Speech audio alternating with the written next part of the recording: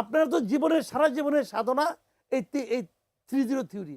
এই সাধনার পিছনে আপনি কি কাজটা করছেন, যে কাজটা দেখে মনে হয় যে এই 3-0 থিওরি বাস্তবায়নের জন্য আমি 2 কদম অগ্রসর হয়েছি। নিজের জীবনে প্রয়োগ করে দেখান আপনি কি করতে পারছেন। যে লোক রাজনৈতিকভাবে কথা বলে, রাজনৈতিক থিওরি দেয়, কিন্তু নিজের জীবন তার অন্যরকম, সেটা আপনি বিশ্বাসই করবেন না। মৎস্য প্রাণী সম্পদ উপদেষ্টা ফরিদ আক্তার তিনি মন্তব্য করেছেন যে সরকারের ভেতরে থেকেও যুক্তরাষ্ট্রের সঙ্গে চুক্তি ঠেকাতে পারেনি। এই বিষয়ে আপনার মতামতটা? এটা যদি ঠেকাতে পারেননি তখন বললেন, তখন বলতে পারতেন না। কারণ উনি তো মন্ত্রী হয়েছিলেন, উপদেষ্টা হয়েছিলেন কার জন্য? ডক্টর ইউনূসকে সেবা দেওয়ার জন্য নাকি জনগণকে সেবা করার জন্য? বলেন। এই ভদ্রমহিলার কথাবার্তা না মানে আমার কাছে এত হাস্যকর লাগে যে উনি তো বিশাল একসময় তো বিশাল বামপন্থী ছিলেন আর কি। এখন যে উনি যে সুযোগ পেয়ে লাভ যে মন্ত্রী হয়ে গেছেন, তো উনি তখন বলতেন যে আমরা এটা বিরোধিতা করি। উনি তো ওই দলের প্রতি উনি তো ওনার অনুগত কেউ না, অনুগত ভৃত্য তো না, আচরণ তো করছেন ভৃত্যের মতো। এখন উনি থেকে সরে এসে বিপ্লবী হয়ে গেছেন।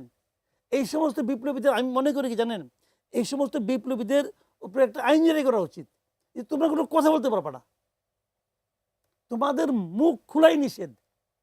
বহুত ক্ষতি করছো মানুষকে বহুত হতাশ করছো, মানুষকে বহুত ক্ষতি করছো তোমরা।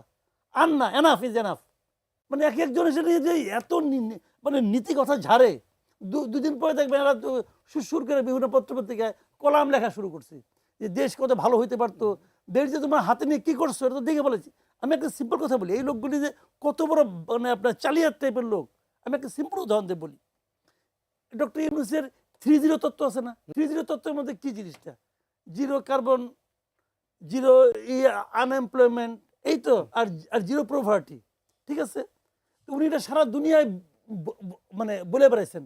কেন বলছেন? এই কারণে যে আপনারা এটা বাস্তবায়ন করেন। তো উনি বাস্তবায়ন করেন না কেন? আমার তো কোনো ক্ষমতা ছিল না, আমি তো একজন ব্যাংকার, পারি না। যখন আপনি 1.5 বছরের জন্য ক্ষমতায় গেলেন, আপনি এই 3টা জিনিস বাস্তবায়নের জন্য কি করছেন বলেন? আপনার তো জীবনের সারা জীবনের সাধনা এই 3-0 থিওরি। এই সাধনার পিছনে আপনি কি কাজটা করছেন, যে কাজটা দেখে মনে হয় যে এই 3-0 থিওরি বাস্তবায়নের জন্য আমি 2 কদম অগ্রসর হয়েছি। সচিব বলে সব প্লাস্টিকের বোতল বাদ দিয়ে কাঁচের বোতল আনা হয়েছিল পানির। কি অগ্রসর হয়েছে বলেন? আপনি প্লাস্টিক বোতল থেকে কি কার্বন হয়? ওটা পুড়লে পরে হয়। এগুলি বলে তো লাভ নেই রে ভাই। তো এখন আপনি কি করছেন বলেন না? কিচ্ছু করেন নাই। তো এগুলো হলো কি বলার জন্য বলে, এরা হলো গিয়ে জানেন কথার ফেরিওয়ালা। কথার ফেরিওয়ালা বুঝেন? কথার ফেরিওয়ালা।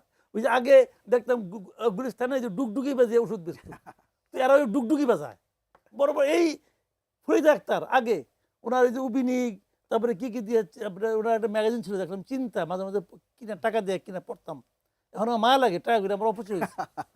তো এই এরা এগুলি করতো বসে বসে, নয়া কৃষি আন্দোলন, সব ওই ডুগডুগি।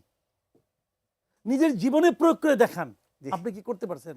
যে লোক রাজনৈতিকভাবে কথা বলে, রাজনৈতিক থিওরি দেয়, কিন্তু নিজের জীবন তার অন্যরকম, সেটা আপনি বিশ্বাসই